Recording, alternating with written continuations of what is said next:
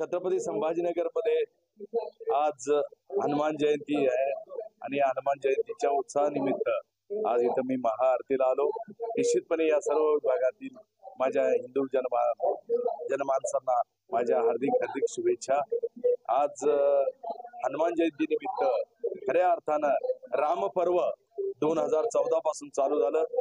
जे वर्षानुवर्ष 500 वर्षापासून लोकांचे स्वप्न होते ते राम मंदिराची पूर्ती या पंतप्रधान मोदींनी केली आणि त्यामुळे एक नवीन उत्साह या 2000 हिंदू पर्वाचा या हनुमान जयंतीला दिसून येतो। निश्चितपणे त्याच स्वरूपात या हनुमान जयंतीचं अभियान आम्ही राबवत आहोत।